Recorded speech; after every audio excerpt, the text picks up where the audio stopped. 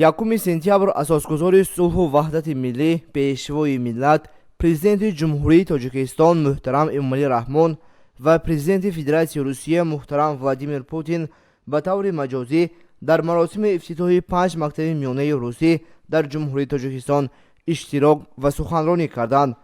Нахуст оид ба охирин омодагиҳо ба ифтитоҳи муассисаҳои нави таълимӣ дар шаҳрҳои Душанбе, Кӯлоб, Хуҷанд, Бохтар ва Турсунзодаи ҷумҳурии Тоҷикистон, вазири маориф ва илми ҷумҳурии Тоҷикистон Раҳим Саидзода ва вазири маорифи Федератсияи Русия Сергей Кравцов маълумот доданд.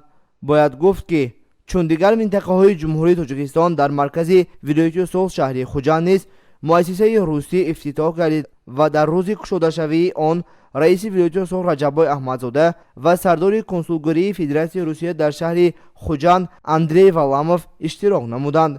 муассисаи таҳсилоти миёнаи умумӣ дар доираи татбиқи амалии созишномаи ҳукуматӣ байни ҷумҳурии Тоҷикистон ва Федератсияи Русия бо тамоми шароити зарурӣ сохта ба мавриди истифода қарор дода шуд.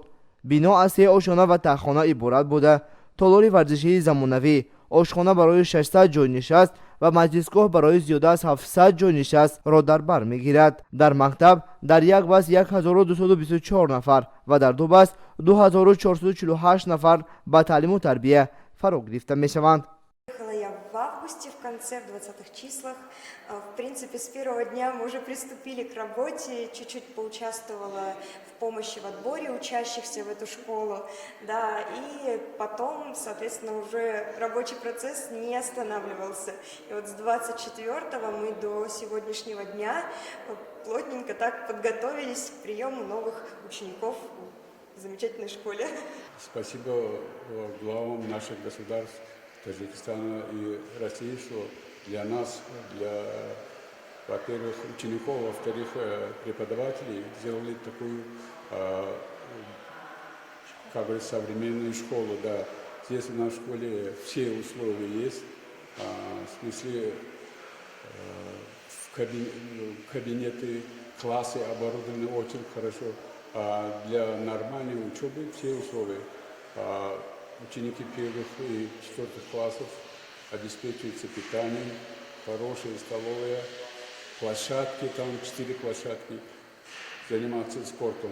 Все педагоги проходили конкурсный отбор, который состоял из 2 этапов. Сначала первый этап у нас было собеседование с представителями Российской Федерации. На втором этапе мы проходили собеседование уже непосредственно с директором школы, с завучем и представителями облано. Каждый преподаватель здесь достаточно квалифицированный, но единственный минус у нас было то, что мы не знакомы с ФГОСом, то есть Федеральный государственный образовательный стандарт Российской Федерации, по которому будет работать наша школа.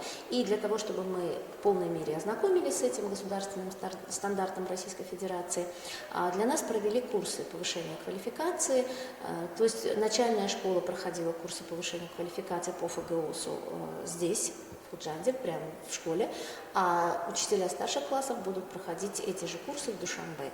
Проводили эти курсы представители Российской Федерации, дали нам очень хорошие знания именно о законодательной сфере, то есть это нам было необходимо, потому что хоть законы и похожи об образовании между Таджикистаном и Российской Федерацией, но есть свои особенности, свои отличия, которые сейчас при своей работе мы будем обязательно учитывать.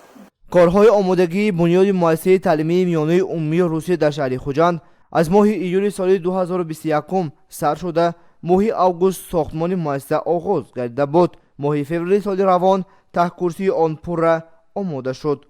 дар корҳои сохтмонии муассисаи Русӣ 700 нафар сохтмончиён ҷалб гардида, ҳар рӯз ба корҳои сохтмонӣ дар 4 блок 400 нафар фаъолият мебурданд.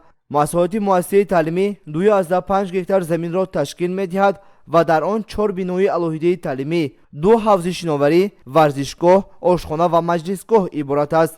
ёдовар мешавем ки ин мактабҳо дар заминаи ҳамкориҳои байниҳукуматии ду кишвар ифтитоҳ шуда, Русия барои сохтмони он $150 миллион Иёлоти Муттаҳидаи Амрико ихтисос додааст. ин аввалин сохтмони муассисаи таълимии русӣ бо типи нави лоиҳакашӣ дар Тоҷикистон буда, дар Федератсияи Русия низ 20 адад мактабҳо бо чунин тарҳи сохтмонӣ фаъолият мебарад. масъолаи сохтмон барои бунёди муассисаи таълимӣ дар тоҷикистон аз федератсияи русия оварда шудааст. бинои таълимӣ бо ҳама шароитҳои зарурӣ бунёд гардида, системаи ягонаи гармидиҳии бо деги бухорӣ, фарши гарм ва хати обрасон дар ҳамаи синфхонаҳо таҷҳизонида шудааст. муассисаро муҳофизон ва камераҳои назоратӣ муҳофизат менамоянд. дар рӯзҳои наздик ошпазон низ аз федератсияи русия ташриф меоранд ва хӯроки серғизои пур аз витаминро барои хонандагон омода мекунанд. бартарии муассиса дар он аст ки хонандагон ба имтиҳони русия омода мешаванд ва оянда дар муассисаҳои олии таҳсил менамоянд. китобҳои дарсии ин муассиса аз федератсияи русия оварда шуда ройгон барои хонандагон тақсим мегарданд. хонандагон ва омӯзгорон пурра бо стандартҳои таълимии мактабҳои федератсияи русия таҳсили худро ба роҳ мемонанд. дар маросими ифтитоҳии 5 мактаби нави русӣ президенти ҷумҳурии тоҷикистон муҳтарам эмомалӣ раҳмон ва президенти федератсияи русия муҳтарам Владимир Путин бо нуқтаи пурмуҳтаво оид ба ҳолати кунунӣ ва дурнамои равобити ду кишвар бахусус дар бораи самараи ҳамкориҳои судманд дар соҳаи илму маориф суханронӣ карданд. баъди суханронӣ сарони давлатҳо муҳтарам эмомалӣ раҳмон ва муҳтарам Владимир Путин дар вазъияти тантанавӣ барои буридани лентаи рамзӣ ва ба фаъолият оғоз кардани мактабҳои наву замонавии русӣ дар шаҳрҳои Душанбе, Хуҷанд, Кӯлоб, Бохтар ва Турсунзодаи ҷумҳурии Тоҷикистон иҷозат доданд. ҳамин тавр баъди кушодани мактабҳои нав маросими ифтитоҳи муассисаҳои таълимӣ ба охир расид. президенти кишвар муҳтарам эмомалӣ раҳмон соли 2023-ро соли забони русӣ дар Тоҷикистон эълон карданд. бо дастгири сарварони ду давлат як муассисаи таълимие ки сохта ба истифода дод шуд барои 1224 нафар хонандагон дар маҳаллии Темурмалик ки имрӯз моро водор мекунад ки маорифчиён рӯз аз рӯз барои баланд бардоштани сатҳи сифати дониши хонандагон ва таълиму тарбияи насли наврас бештару бештар содиқона хизмат намоем. рӯзи 2 сентябр бошад муассисаи таълимии миёнаи умумии русӣ ба номи Антон Павлович Чехов пур аз хонандагон буд. дарси аввал дарси сулҳ аст ва омӯзгорон ба хонандагон мафҳуми дониш ва сулҳро фаҳмонданд. таълим дар муассисаи таълимии русӣ аз синфи 1 то синфи 8 буда ҳамаи зинаҳои синфҳо аз 5 гурӯҳ иборат мебошад. барои синфҳои 1 бошад маросими идона бо иштироки намояндагони шаҳри Хуҷанд ва маркази ҳамкориҳои русӣ дар шаҳри Хуҷанд баргузор гардид. меҳмонон хонандагону омӯзгоронро бахшида ба рӯзи дониш ва ифтитоҳи бинои таълимӣ муборакбод намуданд. хонандагон бошад дар васти сулҳу дӯстӣ шеъру сурудҳо хонданд. гузориши Фаррух Усмонов ва Фирӯза Мирҷумаева барои барномаи иттилоотии Навид.